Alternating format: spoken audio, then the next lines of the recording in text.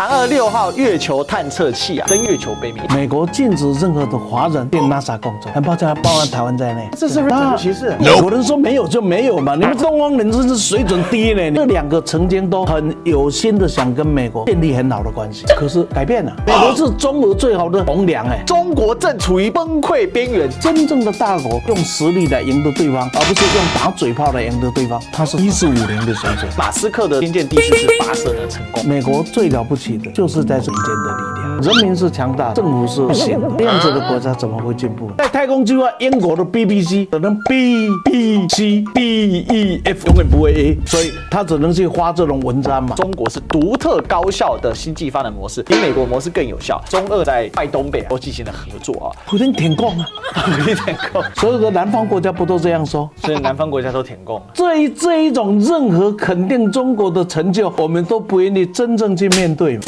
Ladies and gentlemen, welcome the host. 欢迎收看今天的货来座谈，我是主持人历史哥李一修。我们今天继续来聊专家讲堂啊。最近呢，国际有很多的大事件啊，但我呢是一个天文爱好者哈，我高中的时候还是天文社长呢，所以我就注意到了3个重要的天文事件啊。但当中有2个特别瞩目啊，一个是马斯克的星舰系列呢，终于试射成功，而且成功的降落了。另外一个也是受到全球瞩目，但在台湾报道特别少啊，因为可能政治因素吧，就是中国大陆呢成功的把登月器呢发射到月球背面，而且还成功的开挖土壤啊。那接下来就要来送回啊。所以我们可以看到呢，哇，这个中美2大国呢都在竞争的天文的这个部分啊，所以太空之战又要再次开启了吗？原来有当年冷战的一个感觉哦。而面对这样的状况啊，政治上的口水是如何呢？明明是个科研合作，美国竟然破天荒的说要跟中国来进行太空的一个合作，简直不可思议哦。可是与此同时，我们可以看到拜登啊，这个对于中国呢是大加批判，而且对他的体系批判的特别的厉害，尤其说“一带一路”啊，诸多问题等等啊。可是反一手啊，前阵才刚到哈尔滨跟习近平见面的这个普丁总统啊，这个俄罗斯呢他就说，哎呀，这个中国的模式是非常成功的，所以我们可以看到这世界的这个体系呢，中美体系之争，现在已经蔓延到太空去了吗？那当然，回过头来，我们看到台湾最近也有很多跟美国相关的消息嘛，包括 AIT 的主席要换人，那还有呢，像是军火商来到台湾所以有这么多的一些议题，我们就今天就一起综合来看。这所谓的体系之争，它具体是怎么呈现，又是怎么样的脉动啊？那这个视测两岸中美啊，那我们一定要来欢迎谁？我来欢迎李胜峰老师，老师好。主持人好，各位朋友大家好。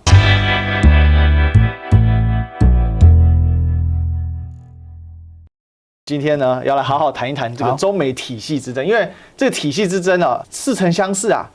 曾经的太空争斗不就是美苏吗？现在蔓延到中美了吗？大家有没有看到这是一个中字很有意思啊。这是嫦娥6号月球探测器啊，登月之后呢，它去挖取的而且这次很厉害的地方是在月球背面，因为我们知道月球背面是潮汐锁定，所以呢，其实它是没办法直接通讯地球，它必须还要加一个中继卫星所以它还加了一支中继卫星来做这个通讯实施呢所以的地球操作、月球动作这样的一个办法所以我们就看到当时发射的场景正在月球挖土嫦娥6号的微博开张了为什么呢？大家有看到月球探测器嫦娥6号它很可爱来自月球，人家说哇，这个 IP 位置有点厉害啊！嫦娥6号呢，在6月2号、3号成功了在月球背面南极的艾特肯盆地用智慧快速采样那他也开了他这个探测器的一个微博嘛，那网友大家说哇，这简直是让大家很惊艳。那他是一个拟人化的口吻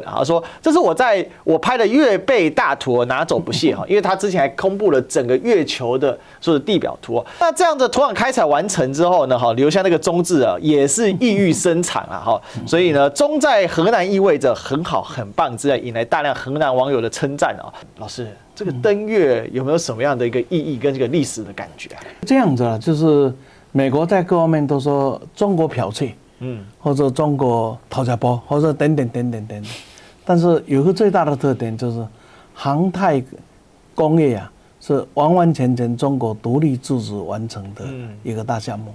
那这个项目里面最大的精彩是美国禁止任何的华人，很抱歉，包含台湾在内，就是进 NASA 工作。哎呦，是因为当年不是陈学森的关系吗？也不止，反正就很奇特。你要是到美国去学，所有的学长都会告诉你不要学航太，因为你是没有出路的。在美国是没有，除非你离开美国。那这是 racial discrimination 那种族歧视。种族歧视是你说的，我美国人说没有就没有嘛。你们这些东方人真是水准低呢，你们真是。OK。所以在这样的一个情境里面呢，就是完完全全从任何一个动作到这一个设计到器材，所有的一切都来自于中国人独立自主创造。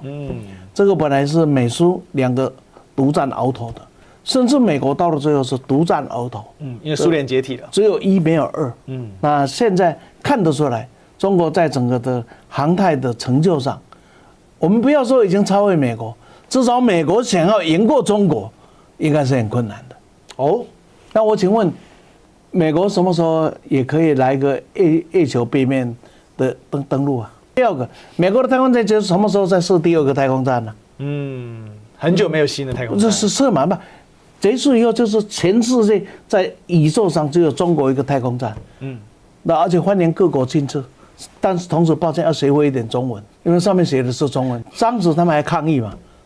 那奇怪了，那你们美国的太空站里面用的是英文，也没有考虑到日本人要上啊，也没考虑到中国人要上，也没考虑到俄罗斯人要上啊。以我为尊，你们必须配合我，我只有我，这就是美国。你们所有不配合我的，通通都是我的敌人。在这样的一个情况里面，他们完完全全在航太上没有办法去说对中国来说任何的说三道四。所以在这里，我们也必须讲一件事情。不要比赛什么，不要再讲什么，就这么一件事情。中国人的智慧，中华民族的能力，只要不去折腾它，他就有能力来创造一定的成绩。不就是如此吗？太空科技绝对是高科技吧？对。尤其台湾的1450们那是高科技啊，那个不是太空玩具啊。是吧？所以当然有人讲，哎呀，他只能搞太空啊，其他也不行啊，其他也是很行，不像当年的俄罗斯。以前毛泽东讲一句话说：“卫星升空啊，红旗掉地呀。”那当时苏联就这样子，红色帝国也垮了。那今天中国大陆不一样，中国大陆是在整个的国家的实力为条件的基础上，培养出来推展出它的航太工业嘛。包含今天的北斗卫星系统。是，将来是越来越强，美国必须面对的，因为你的卫星是20年前的老货色了。现在最新的货色是谁的？中国的，大家都必须去面对。当然，20年后中国假如不进步，也有任何国家会讲一句话：中国的卫星20年的，我都是最新的，是不是这样子？的问题是，那个20年后要讲这一句话的国家还没有出现。印度很想当啊。你们印度，我们有时候尊重他。巴拉特，最近刚那个莫迪又大选获胜嘛。对，获得获胜。那当然，中国在太空的领域就刚才像老师讲的，它其实最大的追赶对象应该就是美国啊。因为美国呢，确实在太空的这个深研是非常多的，尤其像是 SpaceX 最近马斯克的这个星舰第4次发射呢成功啊，而且呢，它全部依照原定计划来完成。史诗般成就，这每一次发射我都有跟啊，因为我自己太空迷嘛，我就想爱看这个啊。可以看到呢，这个火箭做去太空去分离这一些啊，包括超重型啊，大家知道它这个30几具这个发射器只有1具没有点燃了，所以看得出来啊，这是星舰是非常成功的。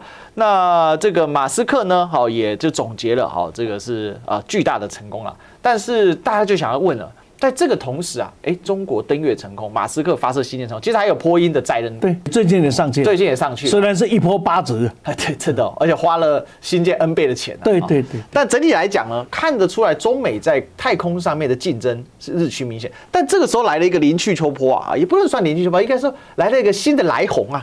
这什么来鸿呢？来，这个啊。记者呢问说 ，NASA 的这个署长啊，这个 Bill Nelson 说，嫦娥6号月球计划成功，你怎么看呢？他说，非常好，我们未来会在火星等领域展开良好合作，双方可以消除冲突，进行合作啊。同时呢，中国增加太空对话和保持合作欢迎的态度。那对此呢，中国外交部发言人王宁就回答说，中美呢航天合作呢，始终中国其实是采开放态度啦，其实也曾经建立过地球科学啊、空间科学、航天合作等工作组啊。空间这个航空就是指我们太空站啊。那中美民间的对话其实都是有的。还有火星啊这些，但是问题是你美国有问题啊，你的沃尔夫条款来给大家补充一下。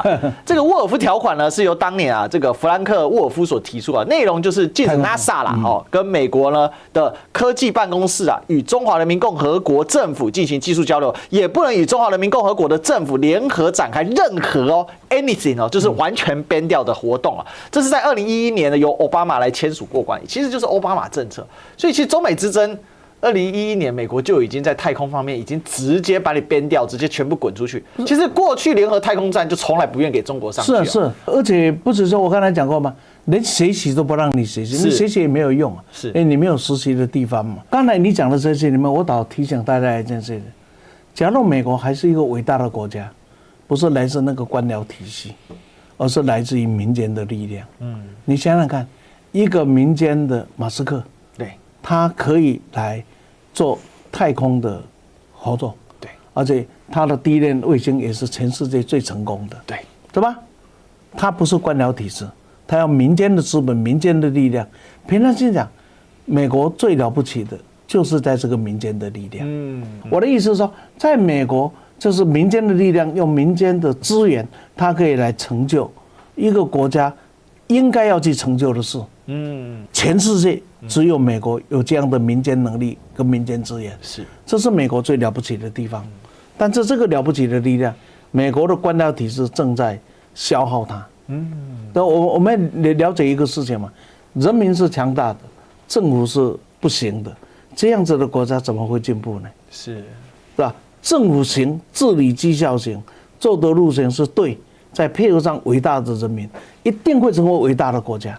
我今天讲中国大陆有机会成为伟大的国家，来自于它是一个有效能的政府，来自一个有目标、依照目标实践的政府，再加上勤奋的人民，而且发展的人民。所以你看，互联网是美国创造的东西，中国把它发扬光大嘛，对，而且光大的非常的好。所以从这样的一个角度来看，中美将来的竞赛不要跟我说什么。民间与民间，绝对双方各有千秋，政府比政府就是没得比，没得比啊！香肠比鸡腿大小尺寸差很多。所以老师的意思是说，像这种沃尔夫条款就是属于美国官僚的脱落，自己整死自己的，而且是奥巴马时代就这样干，所以代表说美国的一贯政策，不管换什么总统，对中国至少他在官方系统上是充满敌意。是。2011年，中国还根本没有威胁到美国啊。那个时候他们已经看出中国在整个的航太上已经有独立自主的能量。OK， 对，所以这个条款当时设下来大家就想知道，那中美到底是要合作还是要竞争？这个呢是讲起来，这就是美国的霸道之所在。他们讲中美关系是该合作就合作，该斗争就斗争，是吧？这也是他们讲的嘛。该合作就合作嘛，该竞争就竞争嘛，该压制就压制嘛。所以呢，要如何的合作，要如何的压制，要如何的竞争，华盛顿说了算。你们是被动的。所以你这个行我来跟你合作，你这个比我更行，我就压死你，是这样的。那只有一个东西，你就不断的赢他，超前他，超前到像今天的航太一样，他就有一个选择。要压没有用，你跑了100公尺，他在50公尺看你的车尾灯，压个屁啊！所以只好怎么办？慢一点，我们来合作。所以应对像西方这一种霸权的思维，只有一个方法，赢就真正的赢了他，赢到他只能看你的车尾灯，只能看你的那个烟屁股。那这个时候他就会喊暂停，我们来合作或者他会到前面先拦下你的车子。哇，所以呢，这个我觉得这图就很生动。对啊，就握手2个人面对面，但是到底是用力还是轻抚，不知道但是在这后面我跟大家说，马上呢 ，BBC 这我就很佩服英美媒体哦。美国正面呢，它有一套论述 ；BBC 从侧面呢，这个它的父子关系嘛，哈，来。他就讲到说，中国这个雄心勃勃的太阳计划啊，只是冰山一角啊。然后呢，你就看到他怎么讲啊，比如说所有国家都有太空追求项目，很多原因都会最终落到战争发展及威望几项上面，哇，直接定调了。然后呢，有的计划是科学实验，如嫦娥计划，有的是经济基础设施，但其实它却是为了增强军事实力啊。所以根据英国莱特斯特大学的太空政策学者啊，这个鲍恩所说，那就代表说呢，中国发展天宫。那这不就是发展北斗？这就是为了军事嘛？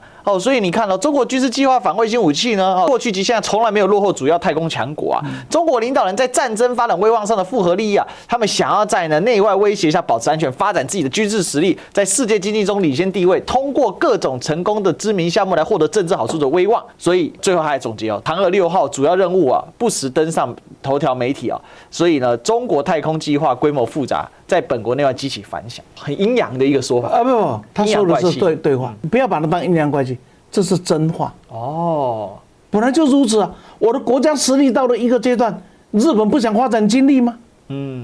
这是被压着嘛就这么简单嘛。美国发展太空计划不想变成军力吗？那他怎么没去检讨美国不管嘛。所以他讲的是真话。OK。我们不需要把这个当作是阴阳怪气，把它当作是真话。所以我就有一句更真的话，要赢就赢得前面一点他只能在后面就这样子而已嘛。在太空计划，英国的 BBC 只能 B B C D E F， 永远不会 A， 所以他只能去发这种文章嘛。美国还有机会说不行，我要超越你什么？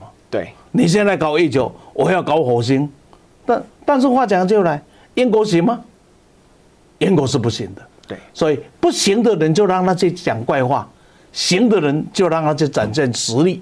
有了实力之后要做什么，那是有实力者的决定。那有实力者有谁呢？我刚才讲到美国、中国，还有谁？就是俄罗斯啊。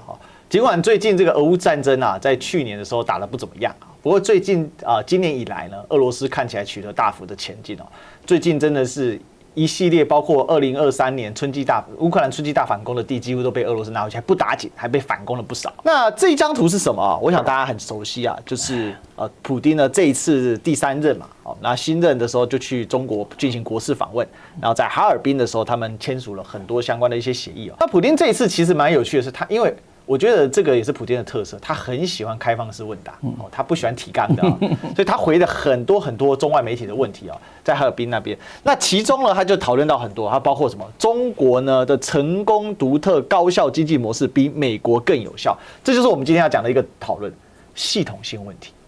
什么样的体系呢？看了一下普丁怎么说他说对中国、美国呢等其他主要经济体进行分析之后呢，发现中国是独特高效的经济发展模式，比美国模式更有效。他说这是俄国专家的普遍共识，而且呢，美欧还有一些试图阻碍中国发展的人呢是巨大错误。他说总体来说，中国经济非常可靠，而且日益的跟高科技。在他看来美国跟某些欧洲国家想取得这种成功压制中国经济是非常错误的应该是怎样适应这些进程嘛？你看看我俄罗斯，对不对？不要试图加以阻止，因为大家也知道，我们也聊了很多，中俄呢甚至在说外东北就是远东都进行了合作所以我们可以看到，他就直接提出数字嘛说贸易额呢达到2400亿美元，它是不断的在上升当中而且十分的成功。老师你怎么看普丁现在大家的赞赏中国的体系？普丁舔共普丁舔共，他自己做共产党员普丁舔共他舔自己嘛？舔共嘛？台湾的回应就一句话嘛就结束了，就不要讨论了，就是说。这一种任何肯定中国的成就，我们都不愿意真正去面对嘛，是因为面对它是一件痛苦的事情嘛。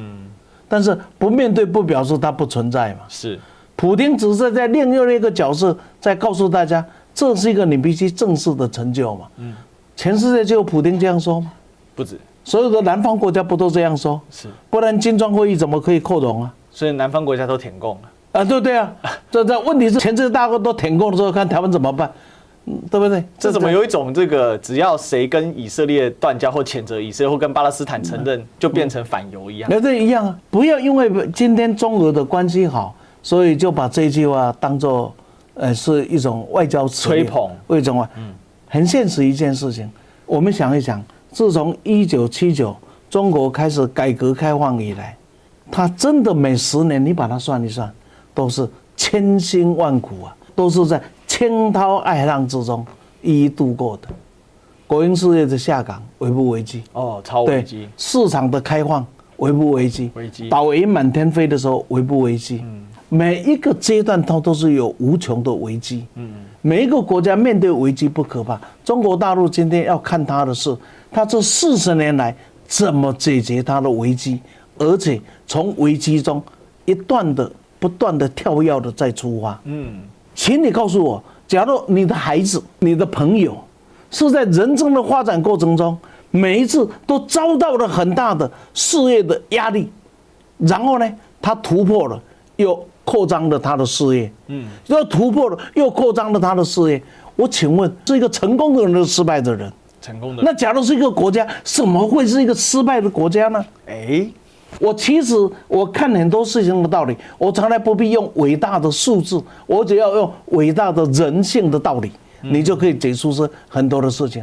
今天很简单，俄罗斯迟早要垮，很简单啊。在俄乌战争期间，普丁到处世界哪照啊，泽连斯基也爬照啊，泽连斯基跑去干什么？救我啊，救我啊，救我啊，伸手啊。普丁导致去干什么？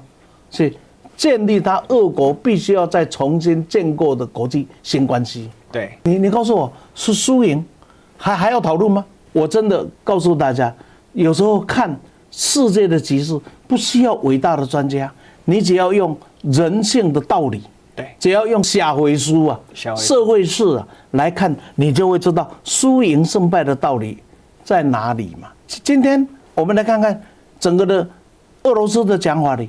中国的经济是不是在成长嘛？对，是。他有没有困难？他今天面对的困难绝对不会比以前来的少啊。但是他的特点就每10年遇到的困难，他都过去的。疫情来的时候，怎么预测中国的？觉得中国要垮，结果怎么样？中国没垮。好，开始产生了债务危机、房地产危机的时候，那时候不是怎么讲？是1年前。房市泡泡要破了，中国要崩溃了，这周围要崩了吗？现在还有人会讲崩吗？还有，当整个的出国的周期因为呢下降了，然后就说完了现在呢？现在有说完了吗？没有。就我的意思，看中国，你只要他过去他怎么面对他的压力，脱颖而出，而且不是一次，是10年来几乎10年一次，10年一次，10年一次。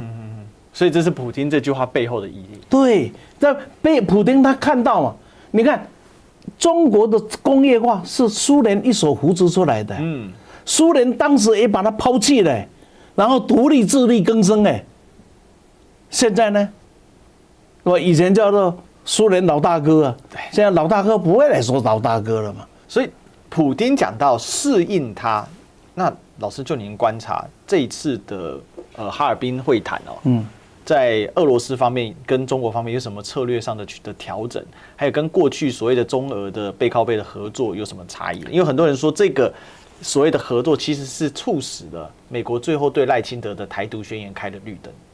要怎么推论我都没意见啦。赖清德有没有伟大到变成了当年联中抗俄有没有？有没有大到那样的一个筹码？联台抗中俄？我不晓得是谁做下这样的结论这个我们的筹码没有到那么大了，对，真的没有那么大了，有的话只是一点点的小小的因素。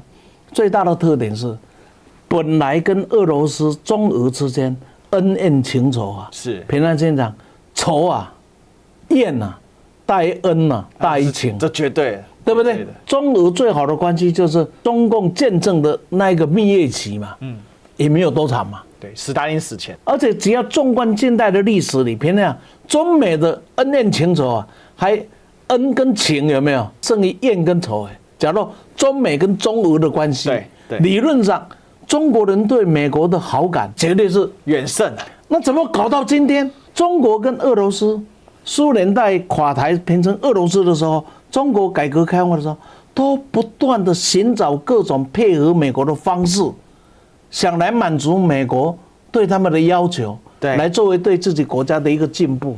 可是这两个国家对美国就是我心向明月嘛，全部无奈明月照沟渠。这个时候恩怨呢、情仇，把它不断的怎么样子，逼死了让他们走在一起嘛。本来中美有很好的一个情感的基础，却反而今天的崩离嘛。那请问是谁造成的？是俄罗斯去挑战的吗？是中国去挑战美国的吗？或者美国在防止俄罗斯不要让它成俄罗斯入欧，成为欧俄联手，美国会被战略边缘化？不是，是担心中国的崛起让美国的在亚洲没有立足之地。所以美国的焦虑跟紧张，把这两个国家逼到握手嘛。这个手握真的，美国是没人呢。美国是中俄最好的向前往上的洪梁哎。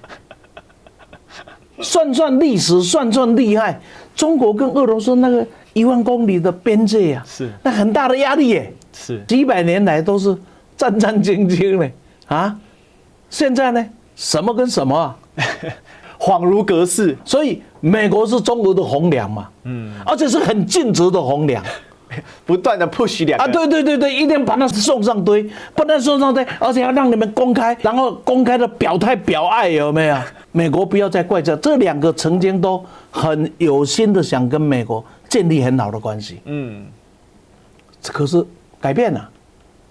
现在改变到什么？改变到中国的年轻一代对美国的态度也不一样了。是20年后的这一代对美国的态度是不是不一样的？本来俄国的年轻一代也是对美国，那当然了，对啊，所以对普丁的支持度其实是比较低的。对。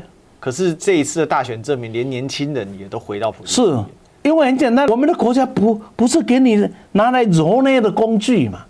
所以美国真的很伟大。真的，Make America Great Again 有没有？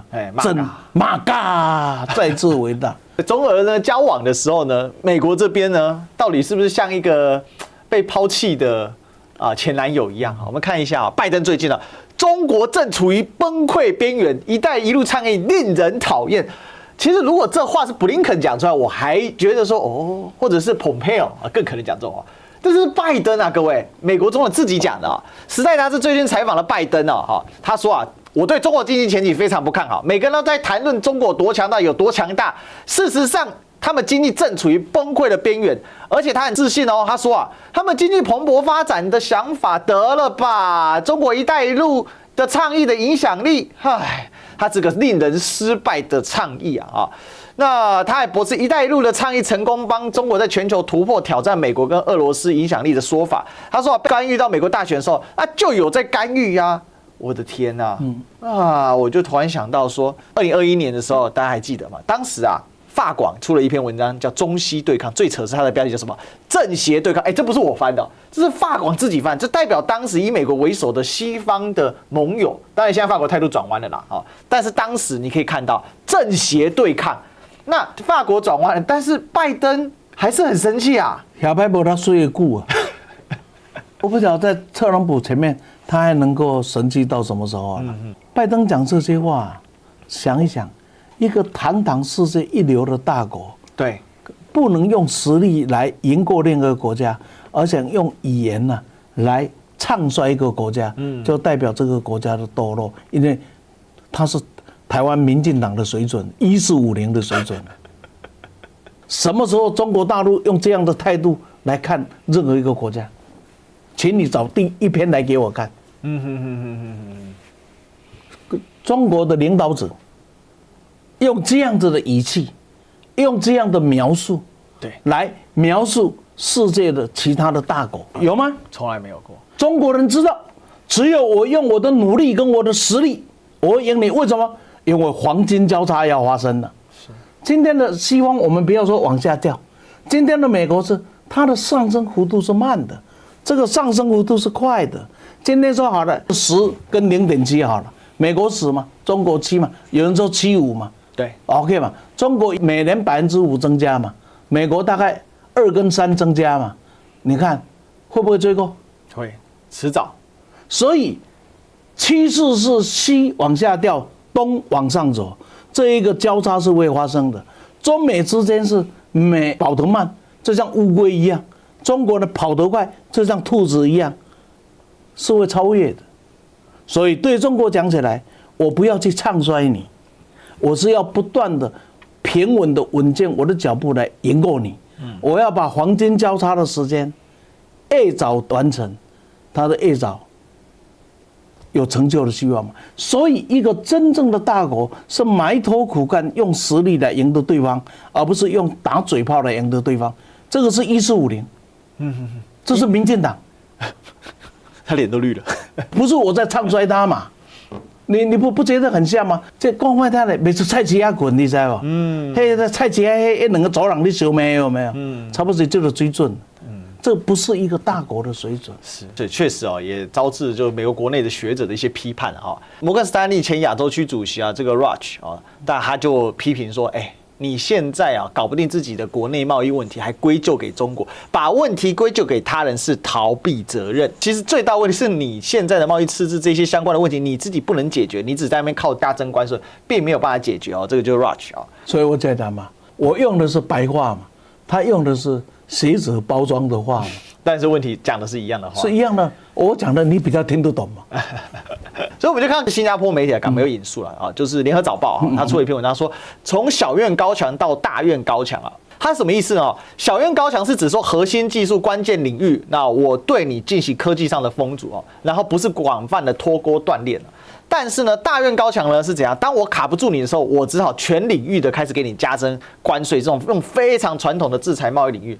所以我这边就想要问一下老师哦，美国这样一个发展下来，它现在体系问题在哪里？那另外我们也看到说啊，在香格里拉对话的时候，你可以看到这张照片很经典啊，为什么呢？我觉得这张照片会成未来经典，因为你看到美国防长啊，奥斯汀的脸色很难看啊。但是董军呢，第一次这个大场面哦，但他非常的自信，讲话也很自信哦，而且也提到他各方的软硬两手啊，这些内容我们之前有讨论过。那整体来讲，当然是针对台独必将粉身碎骨、自取灭亡。奥斯汀呢，也是跟他吐了半天，原定60分钟的会议搞了75分钟，最后只说一句：“那我打电话你要接哦。”好，那老师，所以现在看起来中美的体系问题到底两者差在哪里？我这很简单一个字嘛，这个国家是生产力嘛，很重要的一件事吧，你同意吧？对，竞争也好，战争也好嘛，生产力决定胜败一个重要的因素嘛。对，那我请问，中美的生产力怎么比？美国拖10项虚很久。不，我问你嘛，第二个是创新力嘛，是创新力，美国绝对还领先嘛，因为它用世界的人才。可是创新完了要生产嘛，对，所有的创新不能生产的时候，这个创新叫做实验品嘛。美国是有创新力嘛，美国的创新。它的生产都在别的地方。录影机谁发明的？美国发明的。谁发扬光大的？日本。芯片的原理谁发明的？也是一样，是在美国。但是发扬光大的是亚洲国家。对，台韩。汽车是谁把它做大的？是美国的工业生产力嘛。今天汽车还有人在开美国吗？举这些的例子是说，一个国家决定成败，尤其是大国。生产力决定是它成败的一个重要的条件。有了生产力才有资格成为一个大国。当生产力没有办法再起来的时候，要自己自称为大国都是很辛苦。你有再高的创造力，你的创造不能成为产品的时候，你的创造会成就了别人，就这么简单嘛。所以体系对与不对，只有一件事：中国想干得成的事，没有一件事情不在他的计划内逐步踏实。美国想干的事就是立了法以后，然后就没有然后，不是吗？基础建设立法了没有？立了。芯片法立了没有？立了。然后呢？没有然后嘛。美国想盖高铁嘛，盖不起来，所以现在污蔑高铁嘛。台湾还有一票人跟着讲嘛，说啊发展什么高铁？高铁是浪费，应该是发展飞机干什么？等等嘛。一句话的一句话。什么叫做体制？再过来，人民面对了一个问题，全世界想面对一个想解决的问题，谁解决了谁不能解决？扶贫，贫穷是所有的国家面对的最困难的问题，谁解决了？中国解决了，美国能解决贫穷的问题吗？没有，美国的满街流浪汉，对吧？美国的社会福利政策，我们以前都说哇靠，到美国社会福利真好啊，是吧？那很多人就混到美国去了，结果你会发现是很好啊，是对于有薪水、高收入的人是蛮好啊，其他人并不好啊。那在中国，你是贫穷的人，政府要让你拥有基本的离开贫穷的条件嘛？对，做到了没有？他做到，他不但做到，而且他还给自己立下了一个禁令状嘛，要一代脱贫，2代稳定嘛。这一代人脱贫到下一代又缓贫，有没有？对，那还是贫穷嘛。所以一代脱贫，2代稳定，从此以后这个社会才会是一个稳定的社会嘛。什么样的体制做到的，就是好体制嘛。对吧？全体的意愿、人民的意愿、国家的目标可以一一实现的，是烂体制，所以能实现。那我们让它继续烂下去好了嘛。对，所以讲这些是没有意义的。最后啊，来跟老师请教一下啊，因为我们都知道第一岛链、第二岛链，其实这是美国人的一个想法嘛。好，那作为第一岛链，现在美国隐然在说什么呢？叫做美日韩台非印度，好，形成一个所谓的中国包围网。那当中最关键是谁？就是在讲台湾嘛。那最近有一个消息哦，让民进党政府很雀跃，27个军火商庞大代表团抵达台湾，无人机、无人体全都有哦。那赖清德呢，也有对这件事情进行回应啊。那之前人士就讲到说，这些除了熟悉的厂商之外，都呢会发挥这个不对称的作战优势啊，而且有所谓的歼、侦、巡、打，所谓的不对称任务。美国又想干什么？刚才讲到体系之争啊，可是美国在体系的里面，它有很多很多的战术的应用。那这感觉又是一个战术的一个应用。不管怎么说，我想从最根本来看，为什么第一岛链是美国在亚洲来建的？假如亚洲是亚洲人的亚洲人，美国不是讲美洲是美洲人的美洲吗？亚洲跟你美国有啥关系？你要承担亚洲的安全，谁要你来承担？那第一岛链是当时冷战时代遗留下来的概念，对，防止共产主义的扩张。现在苏联解体了，中国的共产主义叫做中国共产党。我常常讲说中国胜过共产党啊，中国2个字胜过共产2个字。是中国共产党还是中国党大于共产党？对，就中国大于共产。这是很现实的一个东西吧。还有整个的岛链围起来，你把东盟的国家全部围在里面，那这东盟是属于。那么你这一跳不是把东盟跳掉了吗？除了菲律宾以外，全部把东盟把围在里面。那东盟说啊，你嫌了，就是我的意思说，你不要把手伸得这么长。这些的国家没有强烈的不安全感，一切的不安全感来自于你美国的手使。日本有那么大的不安全感吗？中国什么时候展现出对日本领土的野心？历史上只有蒙古人的元朝的时候有真正去打过日本，大部分时候都是在救援朝鲜。是啊，所以说我讲，什么时候中国展现了野心？没有，中国从来没有去主动征伐日本，只有蒙古人干过这事。是啊，而且短短的时间嘛，蒙古在中国的历史里不是主流嘛，90年，对，是吧？这不是代表汉文化的主流嘛？对，是吧？那我请问呢，这些中国周边的国家跟中国相处了几千年，各自独立的存在很好啊。最多是附属，就是进个贡啊，进个贡是给个香蕉有没有？那么还个香蕉的黄金呢？这不是这样子吗？啊，你们不是啊，你们是来了把香蕉抢走啊，叫殖民啊。我不晓得他有什么资格在中国人面前唧唧哇哇的。作为一个中华民族的分子，每次看到这种霸权的嘴脸呢，以前我们读的书，当时还真的来台大去美国，美国是一个多美的国家。多好的国家，现在怎么看？有没有觉得，你是全世界麻烦的制造者？是，请问现在全世界所有的战火的灾难，跟美国有关，还是跟中国有关？俄乌战争是中国搞的，以巴战争是中国搞的，就好吧，15年又跳出来了，那台海呢？啊，对不对？那我告诉你了，台海是两岸的问题还没解决啊，1949年的问题还没解决，只是你们不敢面对而已啊，1949年的战争没有解决，所以才有这样的一个状态嘛，对不对？那2条路走下来，一条就是战到底，一个再来谈和嘛。结果中国大陆现在选择要用和平方法解决啊，那台湾是不愿意啊，那不愿意你选择什么？大家想清楚嘛。所以美国不要来这里上蹿下跳，亚洲不太需要你来这里，对，也真的亚洲需要的你，用你美国的成就，用全世界的人才供养你美国的成就，大家一起来共同建造整个进步的人类，对吧？太平洋够大，容纳2个大国嘛，是，只是你美国说不，只有我才可以嘛，就这样而已。我想啊，这个我最后就想把这张图给搬出来，做我们今天的结论啊。这个是何其讽刺！当时2个都还在当副手的时候啊，那中美2国友谊长青啊，真的，其实就历史来看，中美2国的友谊的时间真的是比较长。是啊。中国近代第一个使节其实是美国人啊，对，完成嘛，请他拜托他做了很多事，他也很乐意帮中国做很多事，所以我想啊，我们就做个结论吧，就是说今天老师我们讨论了很多，都在讨论体系的问题啊，其实体系到最后还是要面临一个问题是心态。